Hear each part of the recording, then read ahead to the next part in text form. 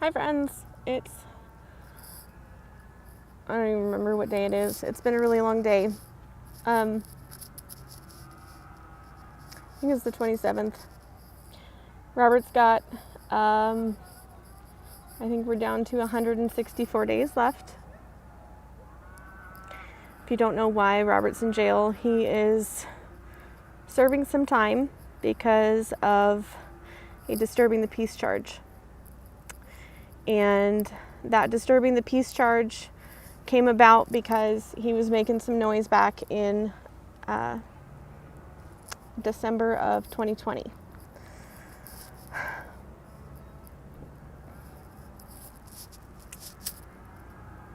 It's been a really rough day, and I got my update from Melanie tonight, and all I could hear in her voice was the fear that she has for Robert that we're going to forget about him while he's in jail.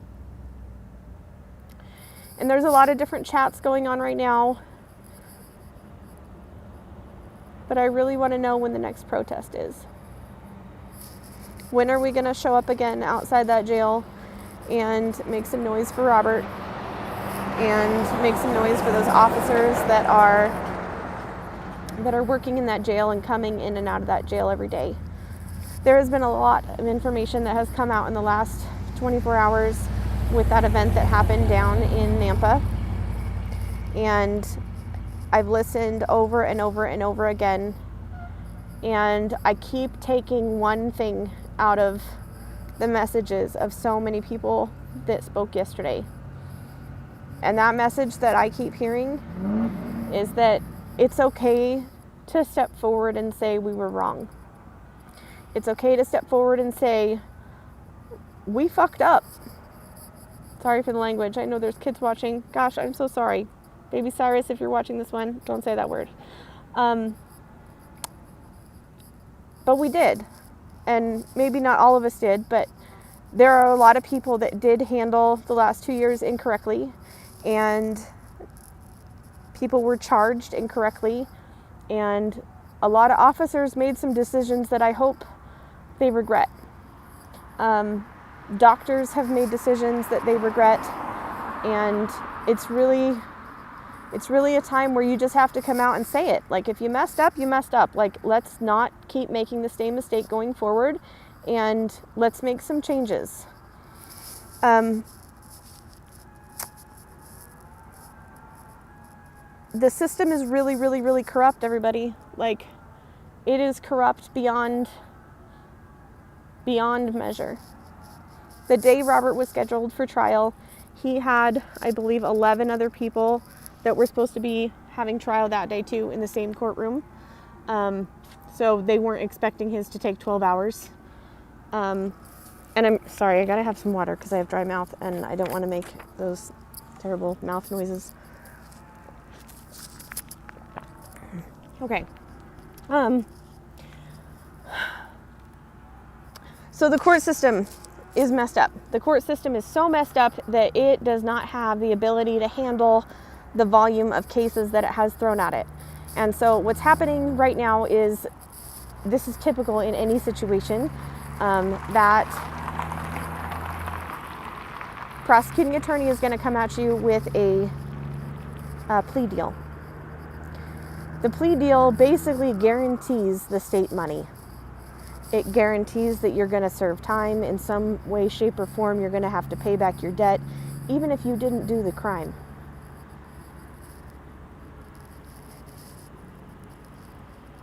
So if they're able to scare you, fear has been a really big thing in the last 2 years, guys. They use fear to get what they want. So if they're able to scare you and cause enough fear in your mind. Sorry guys, I picked a really bad intersection to stand on. If they're able to cause enough fear and get you to plea, they're instantly guaranteed money even if you didn't do anything wrong. I heard, and this is third hand, so I apologize if there are any inaccuracies in this person's story. So timing is everything, guys, and I really believe that Robert is in there for a reason. You know, when I heard how the guards were talking to him and interacting with him, it really reaffirmed to me that he's in there. There's a purpose why he's in there. So there's a gentleman in there who has been charged with threatening somebody. And again, this is all third hand. I don't have all the accurate information. So if somebody wants to write Robert a letter and get this guy to write down his full account, I'd be happy to read it to everybody. He threatened somebody who had molested children via text message. He didn't live near this guy.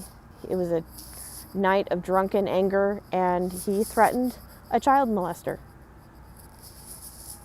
I don't know how many of you feel about child molesters, but I know that the book that everybody likes to reference has a very clear way of handling child molesters, and so I concur with that definition, but I'm not threatening anybody, so let's just be clear. I'm not making any threats right now. I hate that I have to do that because I should just be able to say how I feel about some of these things, and some of those crimes, they do deserve a capital punishment, and I will say that all day long. But I'm not threatening anybody tonight, so make that clear. So this guy ended up taking a plea deal, and with that plea deal, that guaranteed the state 3 years of this guy being in jail. So 3 years worth of income from taxpayers to keep him in jail. They get to fine him for being in jail, so he has to pay back a certain portion of that. While he's in jail, it's just a complete racket, okay? They have food in there, they've got the commissary markup, they're charging him $10 a frickin' phone call. Come on. I understand making people pay for their pay their time for the crime, okay? But who has to pay for minutes? Nobody has to pay for minutes. Minutes have not been a thing for a decade or 2 decades. I don't even know. So the courts are just making money hand over foot once they get you in there. Once they get you in there, it's game over. They own you. You're a slave. And your friends become slaves, because then guess what? Your friends are paying into the system. We're doing it right now. Every time Robert calls us, we're paying into the system. And he would, if he thought about it that way, he would hate us and not want us to call him. But, or him to call us or put money on his thing. I know that goes through his mind every day, because he is such a man of standards and sticking to his standards. So the biggest thing that I got from Melanie tonight is she's worried about him, and he's worried that we're going to forget about him. And we need to have that longevity plan set up of how many times a month we're going to protest and what those protests are going to look like. Maybe they're going to switch up. Maybe they're going to be consistent. But we need to pick a plan and stick to it, because we can't let this go. All over my social media feeds today, I shouldn't say all over, because I'm really not on that many because I'm so banned. January 6th has been popping up a lot. And I'm standing here and I'm making a video for my dear friend Robert, because I know him personally. I know him personally because he's the guy that stands up and shows up every single time. He shows up for anybody and just about any cause, because he stands for freedom and he stands for individual liberty. So he does cross lines. He shows up to the health freedom stuff. He shows up to the Second Amendment stuff. He shows up to the freedom of speech stuff. The quarantines, the lockdowns, all of it. He showed up for all of it. The CPS stuff. He's there, and he's standing in our corner any time that we need him. And we have to stand up for him now, guys. He's relying on us. He's relying on us to be his words. He's relying on us to be that one person standing alone that he always is at every event that he goes to, because he's just doing his thing. He's relying on us to break the stigmatism of protesters are bad, because we're not. We're here for the same thing. We all want freedom. And he's relying on us to desensitize. This is kind of an interesting topic because desensitizing is something that's typically looked at as a bad thing. I hear desensitizing and I think of what the nurses went through in Nazi Germany and how they were desensitized to killing people and killing babies. But I want to flip that term because it's really, really, really important that we desensitize the rest of America to normal American rights. Okay? The amendments that we have in our Constitution are not something that should be controversial. Free speech should not be controversial. Carrying a weapon should not be controversial. That's normal. If you guys know Robert, he practices his own form of desensitization, and I hope all of you are picking up what I'm trying to put down here. And I'm not calling for an armed revolution. I'm just calling for everybody to take some personal accountability and responsibility that if we do not stand up and claim the rights that we have, they're going to be gone. And they're going to be gone fast.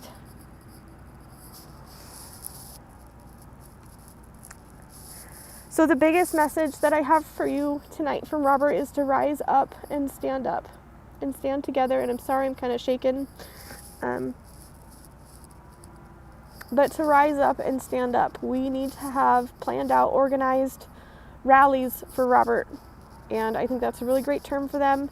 And we need to be educating people because that's what Robert's doing on the inside and that's what he would want us to do on the outside. And just remember that, if you educate one person, that one person can educate 100.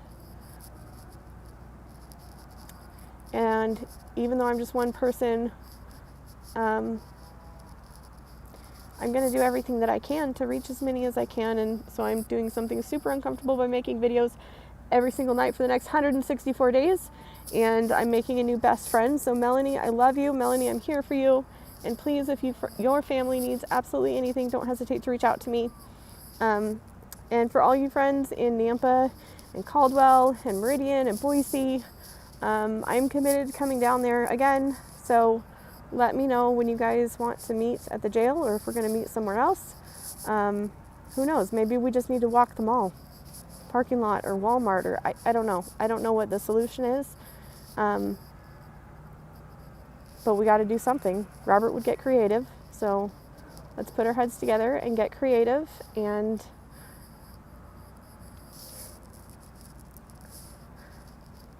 let's not forget Robert. So let me know when this next protest is going to be because I'm down for another road trip. And my last call for letters tonight. I didn't mention anything earlier today. He did not get any letters today. And this really comes back to you have to write your first name, your last name, and your return address on that label. Pictures can be sent. So make sure you take a look at that address in the comments, or in the description, not the comments. It's in the description. You have to click read more, but you can see his full jail ID number, and you can write him a letter there. You can send in photographs. So I think what's going to keep Robert going is that number of people that he can see on the outside that's working for him. So when you're at a protest, snap a selfie with somebody next to you and mail it to him. He needs to see it. I think it would be encouraging not only to him but the other inmates on the inside to see that there are people standing up for him. And it's going to encourage him to educate the rest of the people that are in there that plea deals are not the answer. Plea deals are only feeding into the system.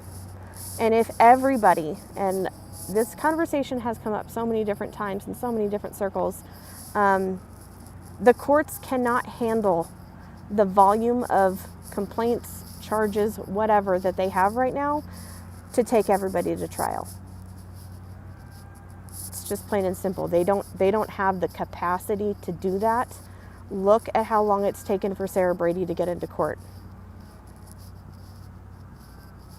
So have the courage, if you have pending charges, to do what's right and fight back by not taking a plea deal. don't take the plea deal, because the plea deal is the compliance that they're trying to get out of us. They're trying to exert their own power over us, and by giving in and admitting guilt to something that you didn't do doesn't do any of us any favors. So again, guys, have a good night. Write Robert a letter, and I'll talk to you tomorrow.